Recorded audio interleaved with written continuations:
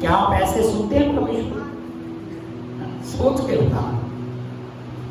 जो भी हम चर्च में सुनते हैं आज परमेश्वर ने कहा, क्या कहा, आप तुरंत उसे करते हैं?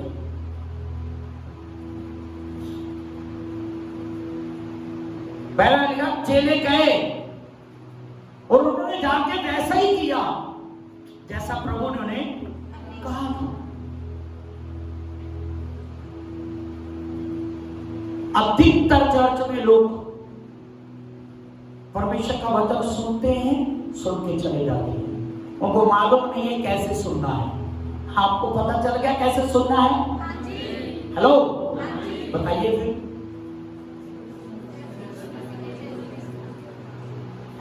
फिर हाँ जी क्यों बोला? आपको पता ही नहीं है तो है? नहीं, आपको क्या करना है? जो परमेश्वर का वचन आप सुनते हैं आपको वैसे ही करना है। जो यहां से सीख के जाते हैं आपको वैसे ही करना है। जो आप बाइबल में पढ़ते हैं आपको वैसे ही करना है। ये तरीका है परमेश्वर को सही से सुनने का। शायद हम सही से परमेश्वर को नहीं सुनते हैं। जोर से बोले हालेलुया। तो परमेश्वर ने कहा मैं तेरी संतान को बढ़ाता चाहूंगा, और इस रीति से उसने, अब ध्यान से सुनना, इस रीति से उसने मीनिंग इस रीति से अब्राहम ने, उसने हटाकर अब्राहम लगा रहा हूं ताकि आपको समझ में आ जाए। अब्राहम ने धीरज धरकर प्रतिज्ञा की हुई बात प्राप्त की। परमेश्वर ने जो वाचा अब्राहम के साथ बांधी, परमेश्वर ने जो वाचा बोलिए अब्राहम के साथ बांधी, तो अब्राहम ने धीरज, अपने अंदर वो धीरज को लेके आया और धीरज रखा उसने। अब्राहम ने धीरज रखा,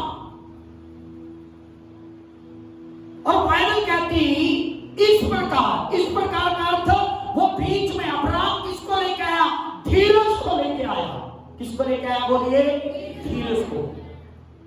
आपको पता है, जैसे मैंने पहली बात बताई कि देना कोई नहीं चाहता, हम सब लेना चाहते हैं। इसी प्रकार ये भी एक चुनौती है कि आज के टाइम में धीरज कोई रखना नहीं चाहता। परंतु बाइबल कहती है कि अगर हम इस वर्ग में जाना है तो हमें धीरज रखना पड़ेगा। और बाइबल कहती कब तक रखना पड़ेगा? अंत तक रखना पड़ेगा। मरते दम तक हमें धीरज रखना पड़ेगा। जोर से बोले हालेलुया। मरते दम तक बोलिए धीरज रखना होगा। अब्राहम ने जो वायदा परमेश्वर ने उसको दिया था, जो वाचा परमेश्वर ने उसके साथ बांधी थी, उसे कैसे प्राप्त किया? बोलिएगा धीरज रख। परमेश्वर ने जो वायदे आपके साथ किए उनको आप धीरज रखे बिना आप उनको प्राप्त नहीं कर सकते। आपके अंदर धीरज रखना, आपको धीरज रखना चाहिए। आपके अंदर धीरज होना चाहिए। इस बात के लिए धीरज होना चाहिए कि जिस परमेश्वर ने मेरे साथ वादा किया है वो सच्चा परमेश्वर है। हालेलुया। आप जानते हैं जब अब्राहम को परमेश्वर ने ये वाचा दी कि मैं तेरी संतान को बढ़ाऊंगा, उस समय से लेकर के अब्राहम अपना घर, पिता और पिता का जितना कबीला था वो सब कुछ छोड़ करके ऐसे देश के लिए निकला जिसके विषय में उसको मालूम ही नहीं था मुझे कहां जाना है, परंतु फिर भी निकला क्योंकि परमेश्वर ने कहा है। जोर से बोले हालेलुया। कितनी बार उस चीजों के विषय में हमें पता नहीं होता इसका रिजल्ट क्या निकलेगा, पर जब परमेश्वर कहता है तुझे ये करना है तो वो करना चाहिए। अब्राहम बिना जाने मुझे कहां जाना है, अपने पिता को, अपने देश को, अपने रिश्तेदारों को, सबको छोड़कर परमेश्वर के पीछे हो लिया। हालेलुया। और जो काम नॉर्मली 9 मंथ में, 9 महीनों में होना चाहिए, परमेश्वर ने कहा था मैं तेरी संतान को बढ़ाऊंगा। बच्चा पैदा करने का कितना टाइम पीरियड होता है? 9 मंथ। जो काम 9 मंथ में होना चाहिए, उस वायदे को पूरा करने के लिए 25 वर्ष, 25 साल, 25 ईयर निकल गए। 9 मंथ और 25 साल में कोई अंतर है नहीं है? बोलिए बहुत नहीं, बोलो बहुत अंतर है। लंबा है ना, क्या हो गया, सुस्त क्यों नहीं करें? बोलो हालेलुया। किसने कहा था? परमेश्वर ने। वादा किसने बांधी थी? परमेश्वर ने। जो नॉर्मली काम 9 मंथ में हो सकता है, वो परमेश्वर 25 वर्ष लगा दिए परमेश्वर ने उस काम करने को। वाह,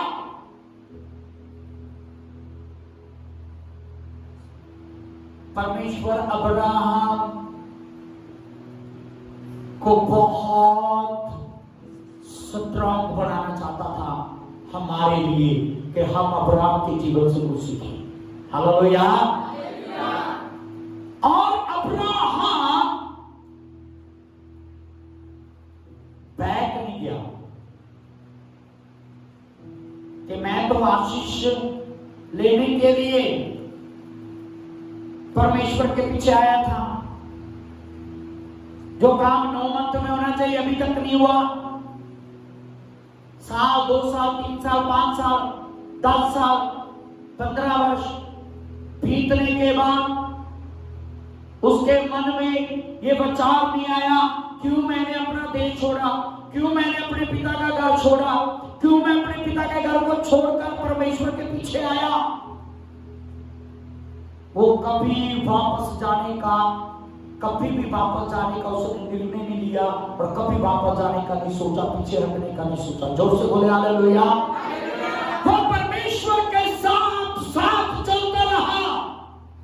कभी कभी निराशा उसके जीवन में आई, बाइबल कहती है, परंतु जब भी वो निराश होता था, परमेश्वर उसकी निराशा को आशा में बदलता था। हालेलुया। जब भी वो नेगेटिव होता था, परमेश्वर उसे अपने तरीके से पॉजिटिव करता था। परमेश्वर उसे उठाने दे दे के समझाता था। उसकी निराशा को आशा में बदलता था। शैतान चाहता है कि आप निराश रहें, परंतु जब आप परमेश्वर को सुनेंगे, वो निराशा आशा में बदल जाएगी और आप परमेश्वर के पीछे चलने वाले होंगे। हालेलुया। कितनी बार कई लोगों ने आके मुझे बोला कि आज मैं बहुत परेशान था, आज मेरा मन नहीं था, आज मेरा बिल्कुल भी मूड नहीं था चर्च में आने का, पता नहीं मैं कैसे आ गया। कितने लोग कहते हैं मैं ये सोच के आज लास्ट बार जाऊंगा, पर वचन सुनने के बाद आके कहते हैं थैंक यू पास्टर जी, आज का वचन मेरे लिए था। आज मैंने सोच लिया था मैं सब कुछ मसीह जीवन खत्म कर दूंगा, परंतु आज के वचन ने मुझे फिर से चार्ज किया है। परमेश्वर को सुनना बहुत जरूरी है। जोर से बोले हालेलुया। जब भी हम परमेश्वर को सुनते रहेंगे तो परमेश्वर हमें पॉजिटिव रखेगा, क्योंकि परमेश्वर का वचन हमें पॉजिटिव करता है। नकारात्मकता हमारे जीवन से खत्म हो जाएगी। जोर से बोले हालेलुया। कैसे अब्राहम ने परमेश्वर के वायदे को अपने जीवन में ग्रहण किया? धीरज रखकर। कैसे किया बोलिए? आपके अंदर क्या रहना चाहिए? धीरज रखना चाहिए। जो भी वायदे परमेश्वर ने आपके साथ किए हैं, आप धीरज रखें। परमेश्वर आपके जीवन में जरूर अपने वायदों को पूरा करेगा। जोर से बोले हालेलुया। इंतजार करना सीखें, वेट करना सीखें। चुपचाप, बाइबल में लिखा परमेश्वर के सामने चुपचाप रहना भला है। कुछ चीजों के लिए परमेश्वर के सामने आपको चुपचाप रहना चाहिए, बुड़बुड़ाना नहीं चाहिए, धीरज रखना चाहिए, धीरज से परमेश्वर की इंतजार करना चाहिए। परमेश्वर सही समय आने पर आपके जीवन में काम करेगा। जोर से बोले हालेलुया। हालेलुया। आपको पता अब्राहम को कब संतान मिली? उस समय, जिस समय अब्राहम और सारा मिलकर बच्चे को पैदा नहीं कर सकते थे। उन्हें पत्थर सा बताया गया बाइबल में, रोमियो की पत्री में।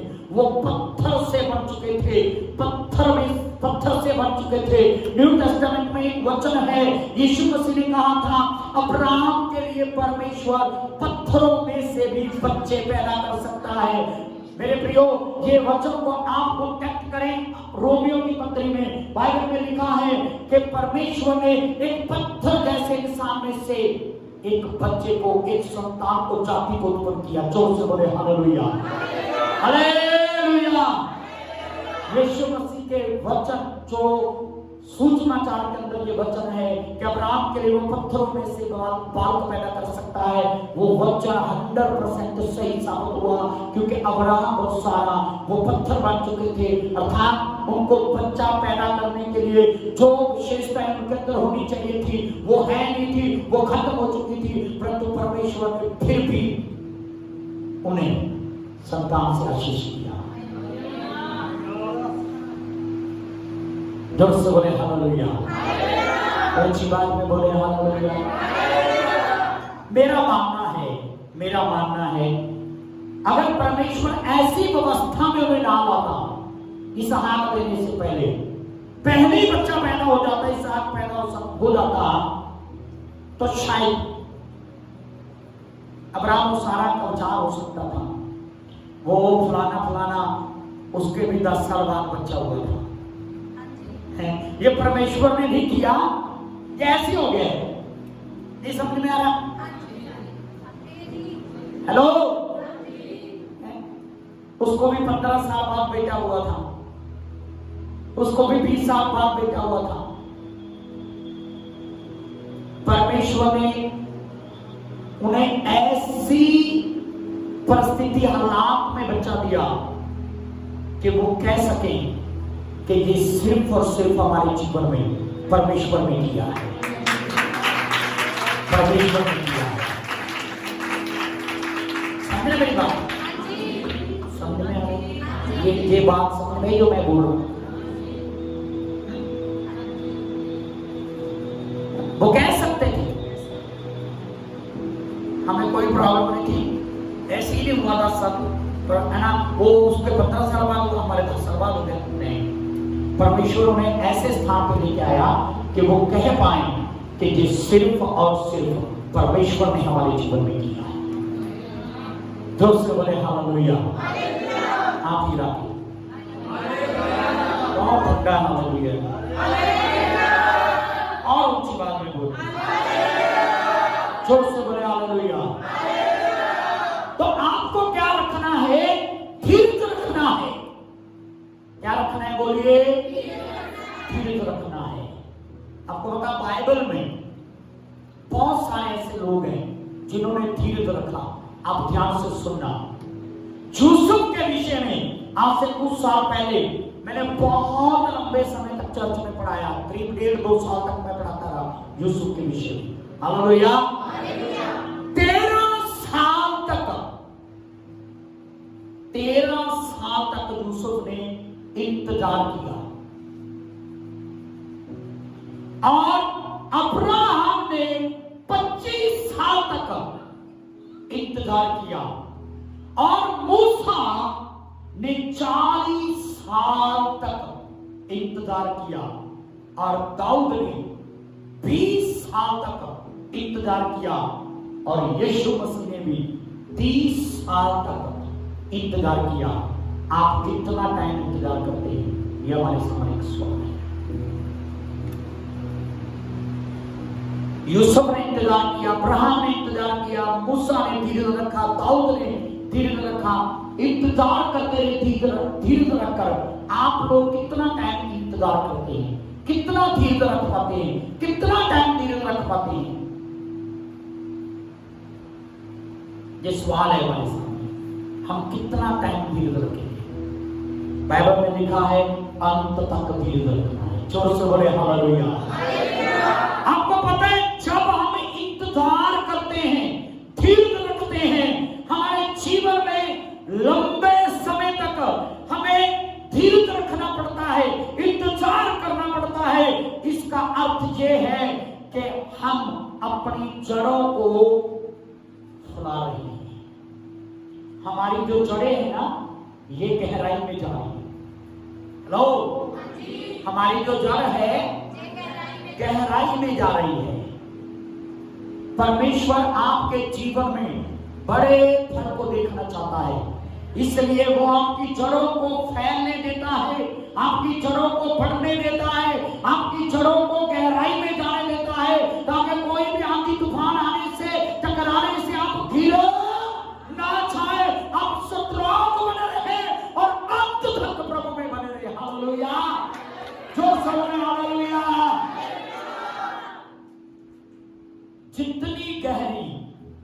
जितनी गहरी आपकी जड़ें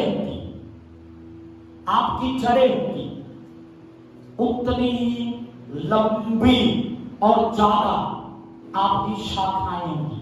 शाखाएं समझते हैं क्या मतलब है?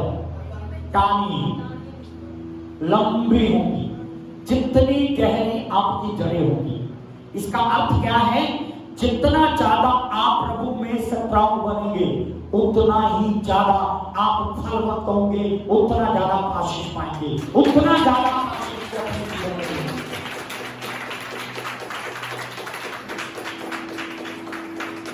Praise the Lord. परमेश्वर ने अब्राहम को कहा था, आकाश के तारों को अगर तू गिन सकता तो गिन ले, समुद्र की रेत के गिनकों को अगर गिन सकता तो गिन ले, इतनी ही तुझे मैं आशीष दूंगा। इसलिए 25 साल तक उसे धीरज रखने के लिए परमेश्वर ने क्या किया, ताकि उसकी जो जड़ें हैं वो गहरी हो जाए, बहुत गहरी हो जाए, लंबी हो जाए, क्योंकि उसकी शाखाएं बहुत लंबी होने वाली थी। शाखाएं बहुत लंबी होने वाली थी। अब्राहम एक बहुत बड़ा फलवंत पेड़ बनने वाला था। जब कभी परमेश्वर आपको धीरज रखना सिखाता है तो याद रखना, परमेश्वर आपको बहुत बड़ी आशीष देना चाहता है, बड़ी आशीष देना। मैंने कहा ये बहुत गहरा वचन है, समझ में आ रहा है कि नहीं? जोर से बोले हालेलुया। हमें क्या रखना चाहिए? धीरज रखना चाहिए।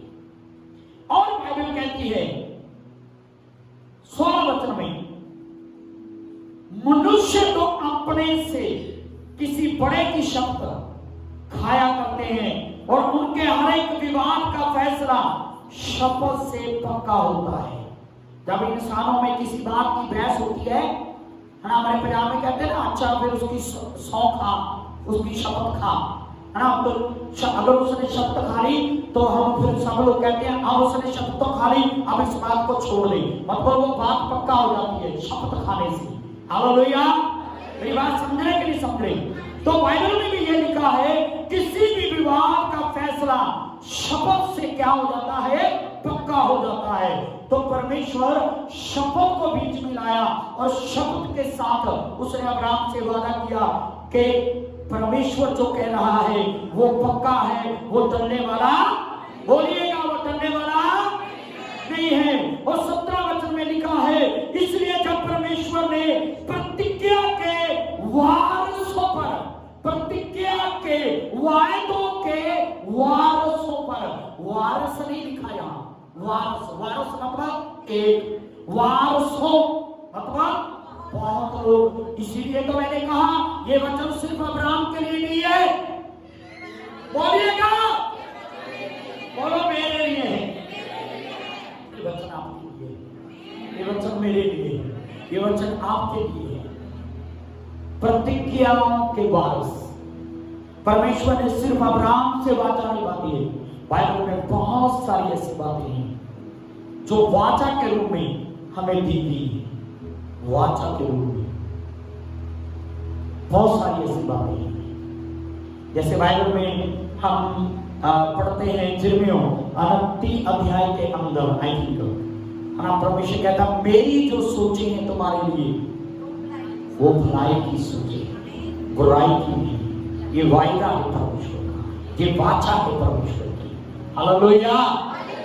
कितनी बार हम अपनी बाइबल को, मैंने बहुत सारे लोगों की बाइबल को देखा, मैंने भी अंडरलाइन किया हुआ है बहुत कुछ, क्योंकि मैं तो प्रीचर हूं इसलिए मैंने बहुत कुछ अंडरलाइन किया हुआ है।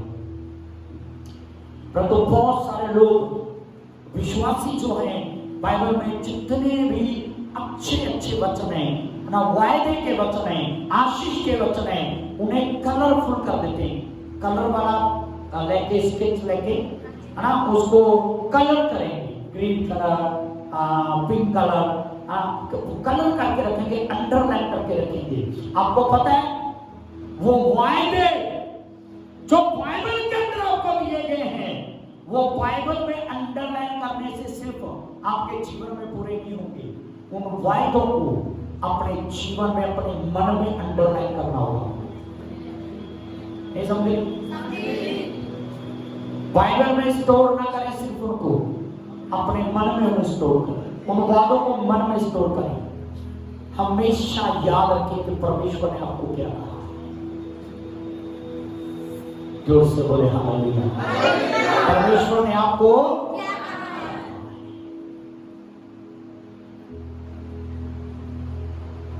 हमारी चर्च में एक बहन है, अपने पति को लेके वो परेशान रहती है और कुछ ना कुछ उनके घर में होता रहता है। बहुत कम मुझे बताते हैं वो इस चीज को देख पाते हैं कि पास्टर जी के ऊपर और बहुत सारी टेंशन है। और जब कभी कभी साल में 1-2 बार मेरे से बात करें अपनी फैमिली के बारे में, तो यही कहते हैं हम पास्टर जी आपको इसलिए नहीं बताते, आपको बहुत लोग टेंशन देने वाले हैं। आपको पता है वो सारी बात बोलने के बाद क्या कहते हैं? मुझे कहते हैं, जो मुझे उनको कहना चाहिए वो मुझे कहते हैं। वो कहते हैं कोई बात नहीं पास्टर जी, चिंता मत करना, प्रभु है। हालेलुया। हर बात में उनके मुंह से मैं सुनता हूं, चिंता मत करना, प्रभु प्रभु है। क्या आप इस प्रकार परमेश्वर पर विश्वास करते हैं? अपनी चिंताओं के लिए, अपने जीवन की चिंताओं के लिए, निराशाओं के लिए, जरूरतों के लिए, आवश्यकताओं के लिए, क्या आप भरोसा करते हैं कि परमेश्वर है? जोर से बोले हालेलुया। ऊंची बात में बोलिए। तो बाइबल कहती है प्रतिज्ञा के वारसों, हम वायदे के वारिस हैं। आपको पता है हम वारिस हैं। वारिस, वारिस समझते? जो वायदे परमेश्वर ने किए हैं हम उनके मालिक हैं, हम उनके स्वामी हैं। अर्थात वो वायदे जो परमेश्वर ने हमारे साथ किए हैं, बाइबल कहते हैं वो हाँ और आमीन के साथ पूरे होंगे। हालेलुया। तो मैं आपको बता देना चाहता हूं, ये होंगे सिर्फ उनके जीवन में जो परमेश्वर को वैसे सुनते हैं जैसे उसे सुनना चाहिए। ये चर्च में आकर बैठ के सोने से पूरे नहीं होंगे। जोर से बोले हालेलुया। कल किसी भाई का मेरे पास फोन आया, कह रहा पास्टर जी प्रार्थना कर दो, 1 मंथ से मेरा पूरा काम बंद पड़ा है। और वो भाई का जीवन परमेश्वर के साथ सही नहीं है। बड़ी बात मेरे से वो प्रार्थना करवाता है, तो मैंने उसे बोला भाई सिर्फ प्रार्थना करने से काम नहीं खुलेगा। आपको पता उसका आंसर क्या था? अब मैं चर्च आया करूंगा, अब मैं चर्च, मैंने पलट के बोला सिर्फ चर्च आने से काम नहीं खुलेगा। तीसरा उसका जवाब था, मैं अपनी पत्नी को कहता हूं बाइबल पढ़ा कर, प्रार्थना करा कर। मैंने कहा सिर्फ उसके बाइबल पढ़ने प्रार्थना करने से तेरा काम नहीं खुलेगा। कितनी बार हमें ना ऐसे ही लगता है, हम कहीं और ही निशाने लगाते रहते हैं। तो मैंने लास्ट में उससे बोला, जो प्रभु कहता है जब तक तू वो नहीं करेगा तब तक कुछ भी होने वाला नहीं है। एग्री है मेरे से? कितनी बार जो प्रभु कहता है वो करते नहीं है, और हर बार आपके पास्टर जी के आगे सिर झुकाते प्रार्थना करो, प्रार्थना करो। जितनी ज्यादा आप पास्टर से प्रार्थना चाहते हैं उससे 10 गुना ज्यादा परमेश्वर चाहता है कि आप उसके वचन का पालन करें। आपको पास्टर जी के आगे आकर सिर झुकाकर प्रार्थना कराने की जरूरत नहीं पड़ेगी। शरीर की जरूरतों के लिए, फिजिकली जरूरतों के लिए। एग्री मेरे साथ? और कितनी बार हमारा जोर कहाँ लगता है सारा? प्रार्थना करो, प्रार्थना करो, प्रार्थना करो। कितनी बार मैं कई बार लोगों को बोलता हूँ, कई लोग कहते हैं हमारे लिए प्रार्थना करो है, तो मैं आपसे पूछता हूँ तू क्या करेगा? मैं सोऊंगा।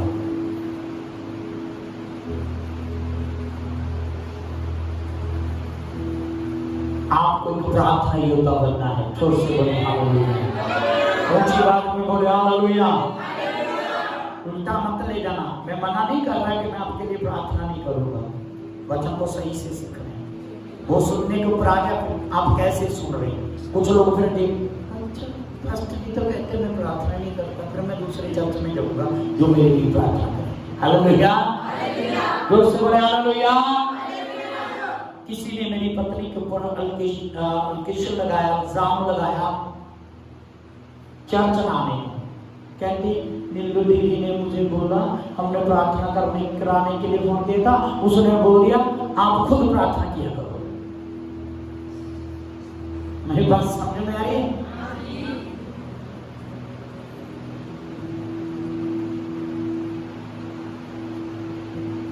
लोगों को ना बहाने चाहिए होते हैं चर्च छोड़ने के लिए। बहुत देखा मैंने 27 साल में।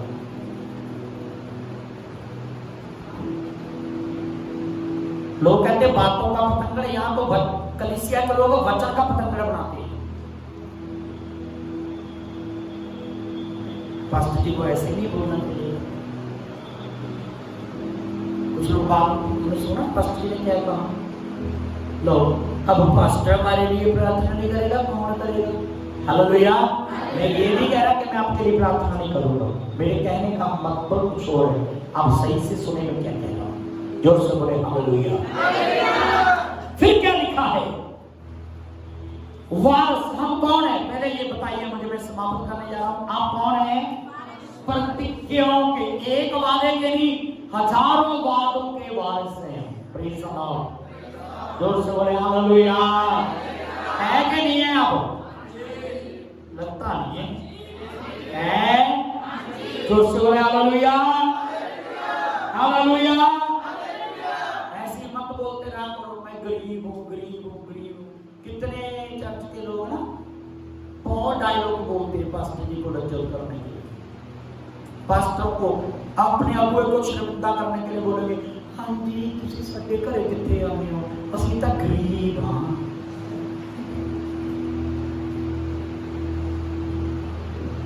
आप यीशु मसीह के बच्चे होकर अगर गरीब शब्द इस्तेमाल करते हैं तो आप अपने बनाने वाले के ऊपर उलाना भी है।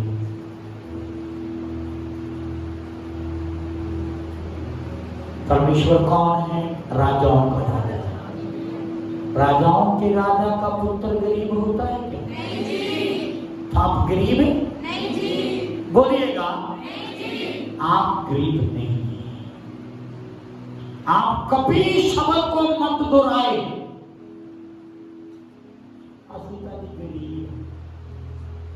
आप गरीब नहीं हैं। आप गरीब बनने का नाटक करते हैं। आप गरीब नहीं हैं। जोर से बोले हालेलुया। अभी मैं आपको क्लियर करूं, हम नाटक करते हैं, गरीब नहीं है आप। सब कपड़े पहनते हैं, हाँ जी।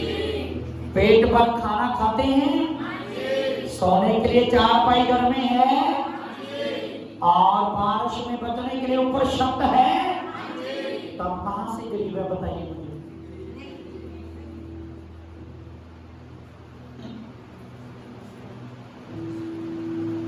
ये रोना बंद करें, गरीब है, गरीब है। जोर से बोले हालेलुया। ऊंची आवाज में बोलो हालेलुया। कितनी बार यदि चर्च में किसी काम के लिए पैसा देना पड़ जाए ना, तो कुछ लोग आके बोले आसिता की गरीब बंदे, आसी कितना कमाएंगे। हालेलुया। जब प्रभु के लिए कुछ करना है तो लोग पूरा दिखावा करते हैं हम गरीब हैं, असल में वो गरीब होते नहीं हैं। पास्टर को पता लगता है उसी मंथ में 20,000 के कांटे बनवा लिए उसने। जो 1,000 के लिए बोल रही थी मैं तो गरीब हूं। हेलो, जो भाई बोल रहा हम तो नहीं गरीब हैं, हम कहां से देंगे। पता चलता है दूसरे दिन एजेंसी से होना, पास्टर जी मोटरसाइकिल लिया नया, प्रार्थना कर दो। गरीब है, बोलिए ना। नाटक करते हैं प्रभु के सामने आके हम गरीब हैं। पतरस कहता है तुम जातियों की शाही मंडली हो, तुम राजघराने से आते हो। जो प्रभु में आ गए हैं वो राजघराने से आते हैं, राजघराने से। हम गरीब नहीं है। जोर से बोले हालेलुया। जो गरीब है वो ना बोले, बाकी के बोले हालेलुया। जोर से बोले हालेलुया। हम प्रतिज्ञा के वासों में से हैं और वासों पर और भी साफ रीति से प्रकट करना चाह के उसका उद्देश्य बदल नहीं सकता। मुझे आमीन चाहिए था आपका। सुन नहीं रहे आप सुन नहीं रहे, नहीं सुन रहे आप। लिखा उसका उद्देश्य बदल नहीं सकता। क्या गलत बातों पे आमीन आमीन करते रहते हो, जब सही बात पे बोल रहा होता है आपको समझ में नहीं आता, यहां नहीं बोल रहे। हालेलुया। बाइबल कहती परमेश्वर का उद्देश्य कभी बदलता, जोर से बोले कभी बदलता नहीं है। वो बदल नहीं सकता तो शब्द को बीच में लाया। क्यों परमेश्वर शब्द को बीच में लाया? परमेश्वर को क्या जरूरत पड़ी थी कि वो शब्द को बीच में लाया अब्राहम के लिए? इसलिए लाया परमेश्वर ने पक्का किया कि मेरा उद्देश्य कभी बदल नहीं सकता। जोर से बोले हालेलुया। परमेश्वर का उद्देश्य, जोर से बोले, कभी बदल नहीं सकता। आजकल लोग बहुत चलाक हैं, वो कहते हैं परमेश्वर का उद्देश्य तो कभी बदल नहीं सकता, तू अपना उद्देश्य बदल। हम अपना उद्देश्य बदल लेते हैं, तो कौन जाएगा सर। कभी कभी मैं बोलता हूं बाइबल में लिखा है ना तो मैं तुझे छोड़ूंगा और ना मैं तुझे कभी त्यागूंगा। तो लोग ना बड़े चालाक हैं, वो कहते हैं परमेश्वर ने तो छोड़ना नहीं, तो खुद ही छोड़, तू ही छोड़ दे परमेश्वर। ये चालाकी बंद करें और वास्तव में परमेश्वर को समझे। प्रार्थना कोई भी कर सकता है, कोई भी चर्च में आके ताली बजा सकता है, नाच सकता है, गवाही दे सकता है, बाइबल पढ़ सकता है। Hello hello. पर बहुत कम लोग हैं जो परमेश्वर को समझ सकते हैं। हम परमेश्वर को समझने वाले लोग हैं। जोर से बोले हालेलुया। और कहा ताकि दो बेबदल बातों के द्वारा जो बदली नहीं जा सकती, जो बातें बदल नहीं सकती, जिनके